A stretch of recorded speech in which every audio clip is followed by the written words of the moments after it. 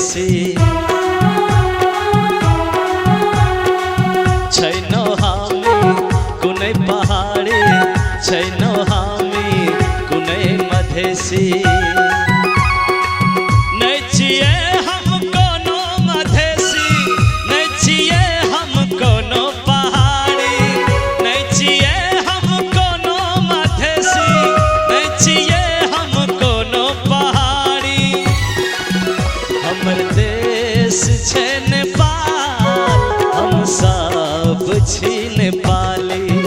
हमर देश छै नेपाल हम सब छी नेपाली हमरो देश हो नेपाल हम सब हो नेपाली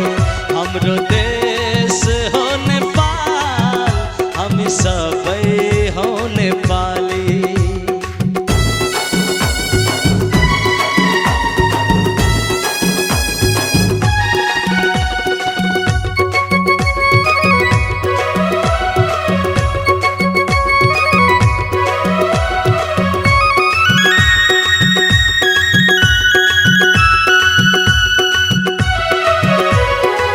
भ्रष्टाचारी के बात में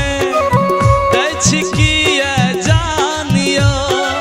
पृथ्वी नारायण शाह के किया करे छी अपमानियो भ्रष्टाचारी को पूरा दिन छो हामी की न जान पृथ्वी नारायण शाह को कर छो की न अपमान आ कहे मधेसी पहाड़ी कल कहत हिंदू मुसलमान अहिना का के तैयार करत एक दोसर के लैले जान एक दोसर के लैले जान सैया थुंगा फूल कहावे योटे माला नेपाली सैया थुंगा फूल कहावे योटे माला नेपाली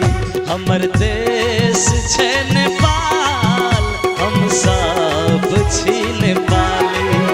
हमर देश छै नेपाल हम सब छी नेपाली हमर देश छै नेपाल हम सब छी नेपाली हमर देश छै नेपाल हम सब छी नेपाली।